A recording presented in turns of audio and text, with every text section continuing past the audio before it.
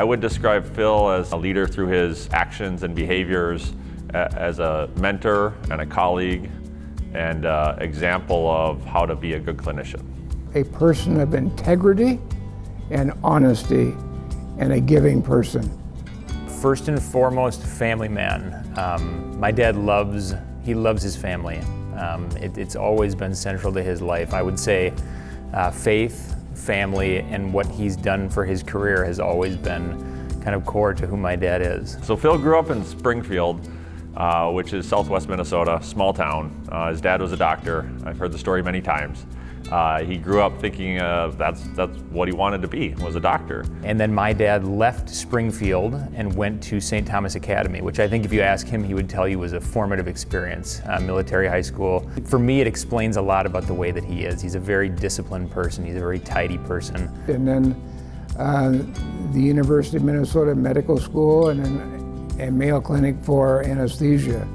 And then after my parents had spent some time in both Marshfield and Rochester, both kind of growing a family and growing the career, wound up in St. Cloud. We were in need of another partner, and so we summoned Phil, and he joined our group in the mid-1980s. I think his approach to medicine is that he truly cares very deeply about each person and really wants to make sure that he's doing everything in his power to provide the best care possible. The other thing that my dad has in spades, I would say, is empathy. My dad is a very empathetic person. And I think from what I've observed, and I've only seen my dad practice medicine firsthand on mission trips in Guatemala, but he has an ability to meet a patient where they are at in what could otherwise be a very scary situation, and make them feel at ease, make their families feel at ease, and there really is no better person for that job. He found the right career, he really did. We're celebrating an award for Phil, but this is really an award for his family. Phil has been to Guatemala multiple times with our HELPS teams, but not only Phil, he has brought all of his family members, many of them several times, and they have kind of taken on the giving, serving spirit. Both my parents have been very involved in the community just by way of having a business here for a lot of years, and by raising 8 kids here. Through churches, through schools, through different community groups. He really has opened his arms and embraced the community down in Guatemala, which is a part of our family community. Because the two siblings that are younger than I am are adopted from Guatemala, and I also have a brother-in-law from Guatemala. All of those relationships that came out of the mission work that he has been doing since about the time I was born. And I think the other aspect that Phil has, kind of that quiet leadership about him, is the number of people that are impacted, not just the patients that are there, but in our own staff that have the opportunity to go down there, and that quiet encouragement, sometimes louder than others, to get other people to become involved, to give them the opportunity to see the benefit that happens by giving, not just in monetary donations, but really in your time and your talent and things that make you a better person. And I think Phil's kind of a living example of that.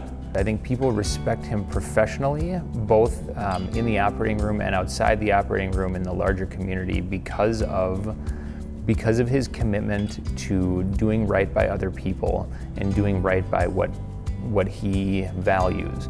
Phil is deserving of the Caduceus Award because the time and effort and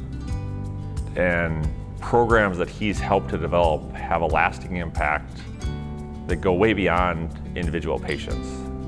They help to create kind of guiding principles for our anesthesia department in actions and behaviors. Again, because of his impact on it, not only family, friends, and that carries on for generations. And he is well deserving of it, of multiple trips to Guatemala. And again, serving in the community here. I am most proud of the things that my dad has shown me by example that are of most value to me.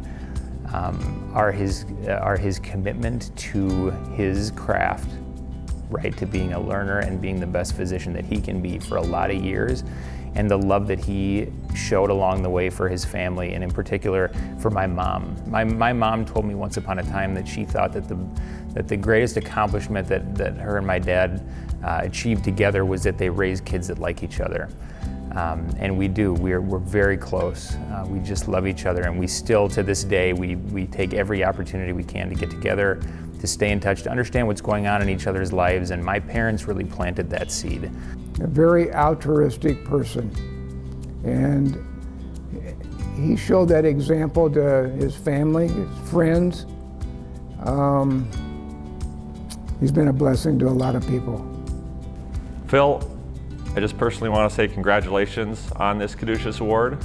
It couldn't go to a better guy, and it's been an honor to have you be a mentor in our anesthesia department, a colleague as a fellow anesthesiologist, but more importantly, a friend.